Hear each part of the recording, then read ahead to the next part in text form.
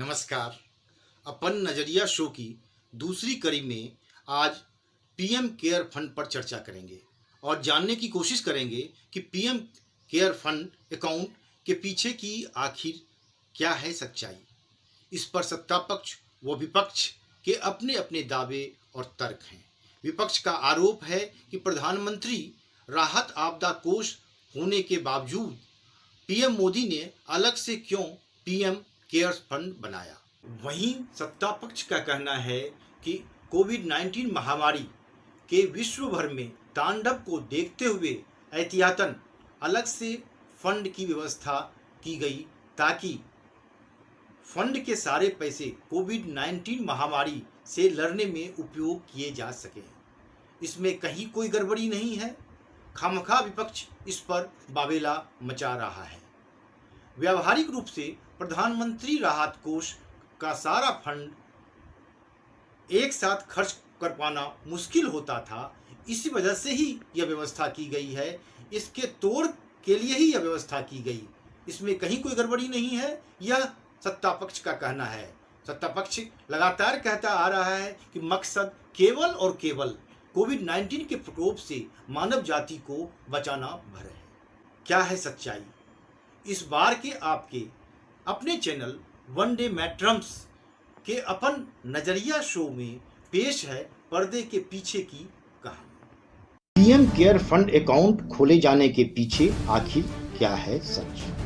आइए पड़ताल करते हैं और जानने की कोशिश करते हैं कि इनके दावों में कितनी सच्चाई है और कौन सच्चा है और कौन झूठा। आपके अपने चैनल वन डे मैट्रम्स की भरसक कोशिश रहेगी कि इनके दावों और तर्कों से इतर पीएम केयर फंड अकाउंट से जुड़े सारे तथ्य आपके सामने रख दूं और निर्णय करने का अधिकार आप जनता जनार्दन के ऊपर ही छोड़ दूं। सबसे पहले शुरुआत करते हैं इस पीएम केयर्स फंड की स्थापना और उसको लेकर शुरू हुए विवाद से। सत्ता पक्ष की माने तो कोरोना वायरस के खिलाफ मजबूती से जंग लड़ने के लिए एक ऐसे फंड की जरूरत थी जो पूरी तरह इसी लड़ाई को समर्पित हो और इसकी स्थापना का भी एकमात्र उद्देश्य यही है।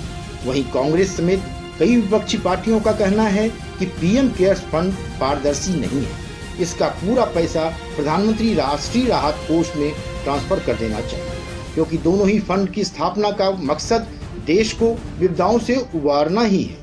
अब यहाँ सवाल उठता है कि विपदाओं से निपटने के लिए जब पहले से ही प्रधानमंत्री राहत कोष था तो फिर आखिर क्यों पीएम केयर्स फंड की स्थापना की जरूरत आ पड़ी।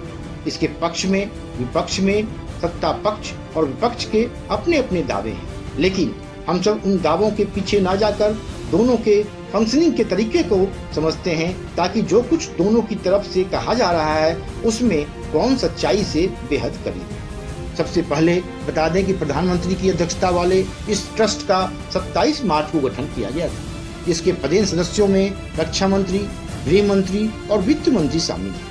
कोरोना वायरस के बढ़ते संक्रमण के बीच प्रधानमंत्री के निर्देश पर पीएम केयर्स फंड बनाया गया था। पीएम मोदी के आह्वान पर देश का खास से लेकर आम लोग जमकर दान दिए थे और इसको लेकर ही विपक्ष ने निशाना साधना शुरू कर दिया। अदालत का भी दरवाजा खटखटाया, लेकिन सर्वोच्च न्यायालय ने इस मसले पर सुनवाई करने से इनकार कर दिया। लेकिन इसके बावजूद आरोप प्रत्यारोप का दौर चलता था। हालांकि इन विवादों के बीच ही प्रधानमंत्री कार्यालय की तरफ से बुधवार को घोषणा की गई है कि पीएम केयर्स फंड से इन 3 कामों में खर्च किए जाएंगे 3100 करोड़ रुपए, जिनमें करीब 2000 करोड़ रुपए वेंटिलेटर की खरीद और 1000 करोड़ रुपए प्रवासी मजदूरों के लिए निर्धारित किए गए हैं। इसके अलावा बाकी बचे 100 करोड़ रुपए कोरोना वायरस की वैक्सीन के विकास में मदद के लिए दिए जाएंगे। यानी सरकार की तरफ से एक तरह से सफाई दी गई कि उन्होंने जिस उद्देश्य से पीएम केयर्स फंड की स्थापना की थी, पूरा फंड उसी मद में खर्च किया जा रहा है। पीएमओ के एक वरिष्ठ अधिकारी से जब इस बाबत पूछा गया तो ऑफ द रिकॉर्ड उनकी तरफ से बताया गया कि प्रधानमंत्री ने गलत किया या सही, यह तो आप सभी मीडिया वालों जाने, लेकिन यह तय करने से पहले इस हकीकत को जरूर सामने रखिएगा कि प्रधानमंत्री राहत कोष का पूरा पैसा एक ही विपदा से निपटने में खर्च नहीं किया जा सकता है। यह तकनीकी दिक्कत आती है और जहां तक मेरा अनुभव कहता है पीएम केयर्स फंड इसी तरह की दिक्कत को ध्यान में रखकर बनाया गया। रिलीफ फंड के पिछले 10 सालों की बैलेंस शीट को चेक करें तो इस तरह की व्यावहारिक परेशानी समझ में आ जाएगी। प्रधानमंत्री राहत कोष की 10 साल की बैलेंस शीट बताती है कि इसी परेशानी के कारण पूर्व प्रधानमंत्री मनमोहन सिंह भी कोष के काफी कम हिस्सा खर्च कर पाए थे। प्रधानमंत्री राहत कोष की वेबसाइट खोलते ही एक ग्राफ सामने आता है जो ये बताता है कि पिछले 10 सालों में कितना पैसा इस कोष में था और कितना खर्च किया।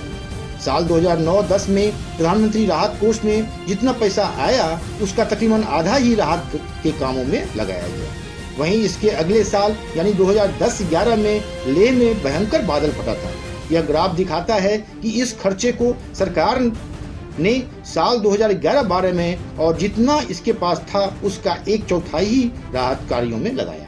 इसी तरह साल 2012-13 में आपदा राहत के नाम पर मनमोहन सिंह सरकार ने कुल रकम का आधे से कुछ कम पैसा आपदा राहत में लगाया। इससे अगले साल यानी कि साल 2013-14 तकरीबन 1/3 राहत कार्यों में लगाया गया। वहीं नरेंद्र मोदी ने अपनी सरकार के पहले साल यानी कि साल 2015-16 में राहत कार्यों के नाम पर अलबत्ता थोड़ा ठीक खर्च किया और इस साल सरकार ने राहत कोष में उपलब्ध कुल पैसों का तकरीबन 75% राहत कार्यों के लिए दिया।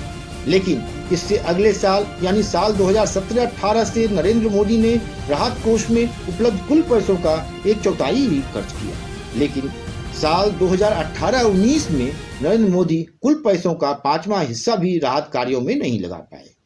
ऐसी व्यवहारिक दिक्कतों को देखते हुए प्रधानमंत्री नरेंद्र मोदी का कोरोना वायरस आपदा से लड़ने के लिए अलग से पीएम केयर्स फंड की स्थापना करना कहां तक उचित है, इसका आकलन आप जनता जनार्दन को करना है।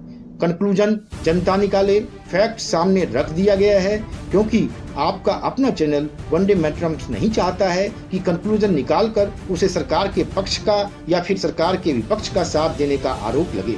धन्यवाद।